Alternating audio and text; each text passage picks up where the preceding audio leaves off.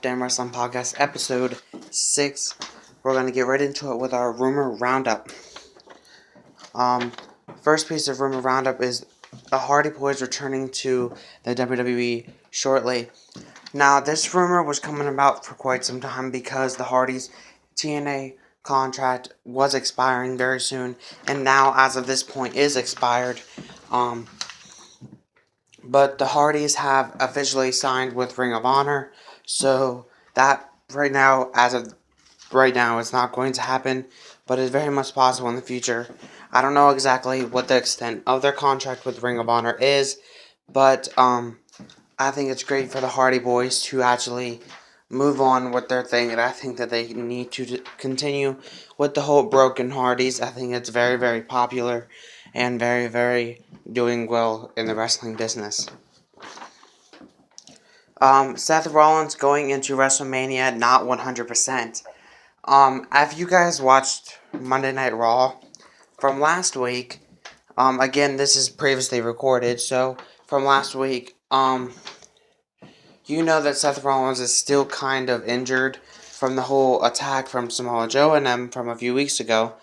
And,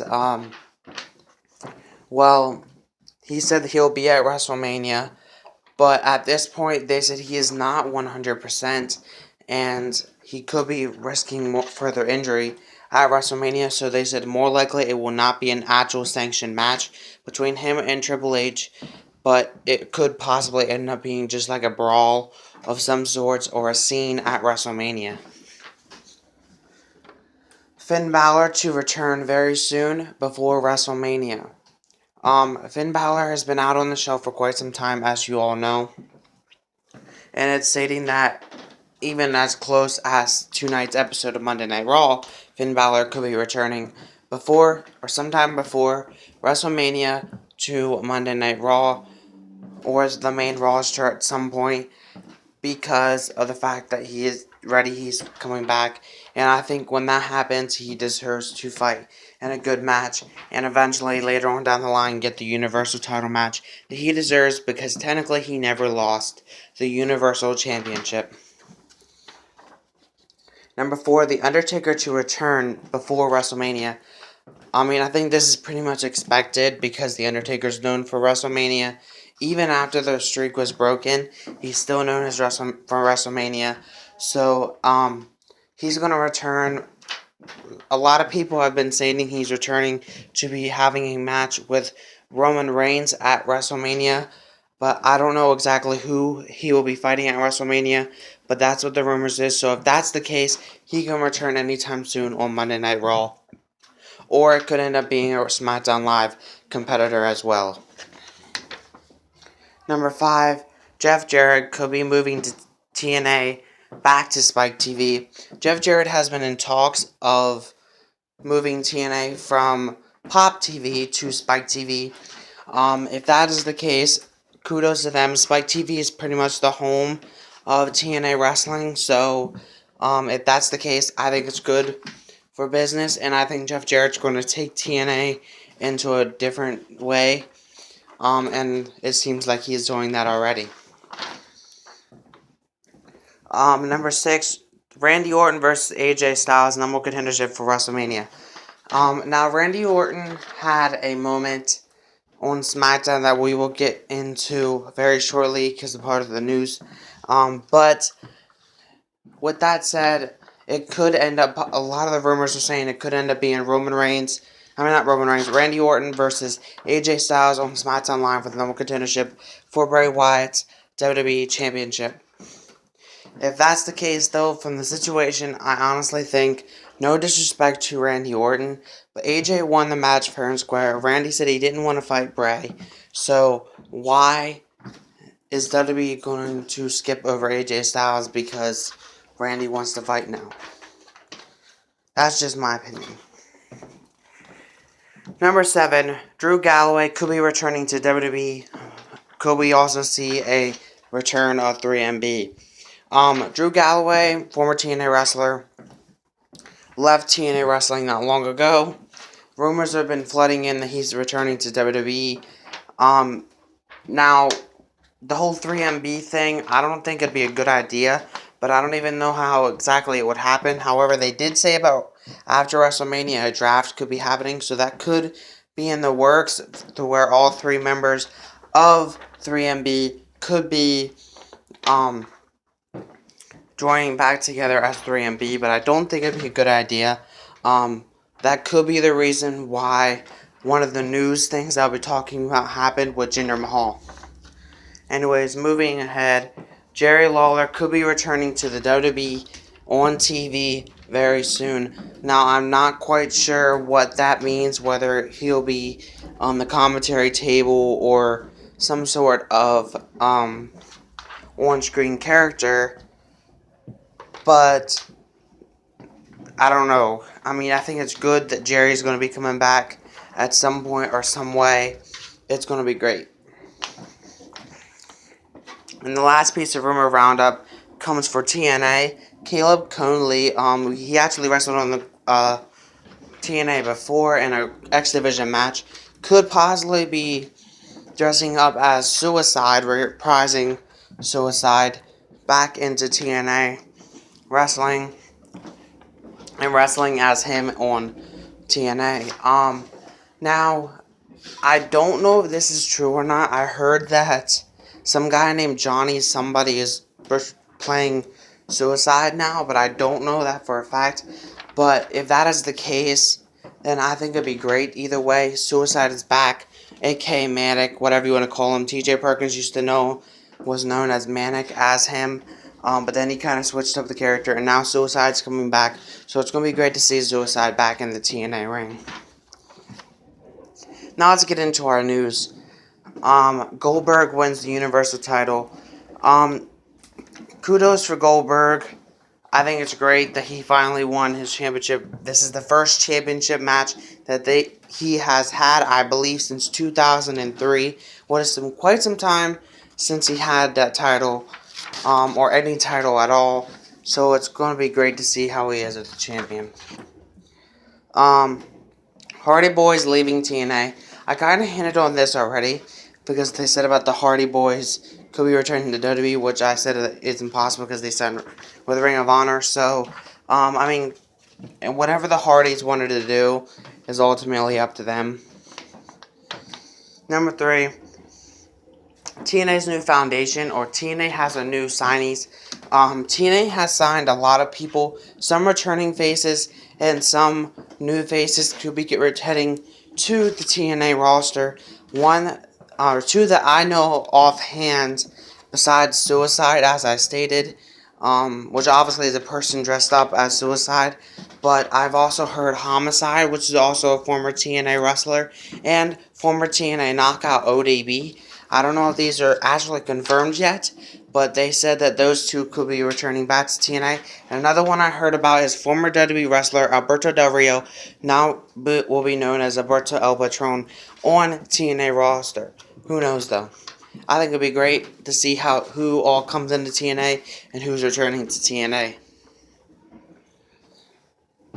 Number 4, Neville will defend the Cruiserweight title against Rich Swann tonight on Monday Night Raw. Again, this is previously recorded, so I think it's great. I mean, Neville is a great champion in a way. I think Rich will be a great opponent, but I don't know if whoever the champion is going to be at come WrestleMania, who their opponent's going to be. I think it's going to be great to see how they plan out the WrestleMania match for the Cruiserweights.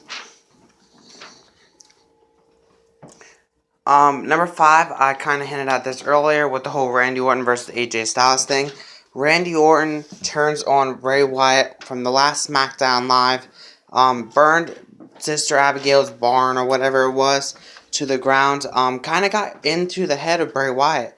I think if I believe right, this is kind of the first person to actually get into the head of the Eater of Worlds. So it's going to be great to see how their rivalry goes about. However, I do think that Randy Orton does not deserve to fight Bray Wyatt at WrestleMania, just because Randy said already he didn't want to fight Bray Wyatt at WrestleMania. He refused to. And then they had the Battle Royal, which ended in some controversy between AJ Styles and Luke Harper. And then those two had a match, and AJ Styles won fair and square. So I think AJ Styles deserves to have his one-on-one match at WrestleMania. But if they do want to indeed add Randy Orton to the match, that'll be fine. But I think that they should do a triple threat, not one-on-one. Number 6, Brock Lesnar versus Goldberg for Universal title at WrestleMania. Now, again, let me clarify myself here. Goldberg is going to be a great champion. I don't have no disrespect towards Goldberg, but I think this match should not be for the Universal title. And the reason why I say that is for 3 main reasons. Number 1, Goldberg and Brock Lesnar. This match was set up prior to even Goldberg winning the Universal title. Number 2, Goldberg and Brock Lesnar have been fighting for quite some time. And the last time that they fought was the last one-on-one match that Brock Lesnar had in the WWE, and he lost. So, who really has Brock Lesnar defeated to actually earn a WWE Universal title match? And number 3, both Brock Lesnar and Goldberg are what we call limited appearance guys, which means they don't appear on the WWE television as much as everybody else. Now, to the contrary, nowadays it's kind of seemed like they could be around more often. However, we all know what happened with Brock Lesnar in this first WWE title run, where he waited a few pay-per-views before defending it again. And I don't think any title deserves that, because I think that's kind of taking away the prestigiousness of the championship or the Universal title. So I think that's not going to be fair if Goldberg or Brock Lesnar walks away with the title. I mean, obviously one of them will have to walk away with the championship at WrestleMania, but I don't think that either one of them should hold it very long. No disrespect to Brock or Goldberg, but that's just my opinion. Number 7, I kind of hinted at this too with the 3MB thing. Rusev and Jinder Mahal tag team breakup at Fastlane. We don't know exactly how it happened, but they actually broke up. They ended up having one-on-one matches solely against 2 different opponents. Rusev took on Big Show, and Jinder Mahal ended up taking on Cesaro, both in a losing effort. But I mean, it's very much possible that the 3MB could be possibly getting back together. If that's the case, though, I don't think I'm going to get behind them. I don't know. Depends on how the planning goes about with the 3MB. Number 8, Jack Swagger leaves WWE. Jack Swagger has offered and wanted WWE to let him out of his contract. I believe that they did indeed let him out of his contract. So, Jack Swagger is no longer working for the WWE. That could be good or bad. I mean, it depends on where Jack decides to go. If he decides to continue with his wrestling career, good for him, and it's going to be great to see where he decides to go down the line. Number 9, the Hardy Boys signed with Ring of Honor and win Ring of Honor Gold. The Hardys actually signed with Ring of Honor, as I already stated, and they won the tag team titles on the Ring of Honor already. They took on the Young Bucks, Nick and Matt Jackson, and won the titles. I mean, it's great for the Hardy Boys to actually establish themselves as legends in the business that they are. So it's going to be great to see how their career in Ring of Honor goes on. And the last piece of news we have is New Day hosts WrestleMania. I never really talked about this. This is kind of old news, but I never really got to talk about it, so I thought I would add it in this video. New Day is going to be the hosts of WrestleMania. So, I mean, good for New Day. I think that they chose unique people for it. But I don't know why I feel this way. I have a feeling that New Day could be breaking up very soon. Maybe that's why they're rushing them to be the host. Maybe that's why they are pushing them to be the host. Maybe at WrestleMania could be their time to break up. But who knows? That's just what I think. Anyways, let's get into our Fastlane grade. As I always say, that every pay-per-view I'll be doing a grade for any WWE pay-per-view. Raw, SmackDown, whatever. So the Fastlane grade that I gave it a C because the pay per view was great. They had great matches in line, but a lot of the matches kind of I mean they were good matches, but they were boring matches in a way. So I think that's why I gave it a C. That was just my opinion. Drop your comments in the below section to tell me what you guys thought of the Fastlane pay per view. I'm great to see how you all agree or disagree. Now, our spotlight wrestlers, I kind of switched up. I decided because if I do the whole WWE, you're not really giving lights to Raw, SmackDown, and NXT. So I made them their own three separate ones from now on. And then TNA will get their own because TNA is only one brand. So TNA, the spotlight wrestler from last TNA Wrestling Impact show, goes to Cody Rhodes with his brawl with Moose was absolutely awesome, and I think Cody Rhodes is going to be great in TNA. So good job with the spotlight wrestler.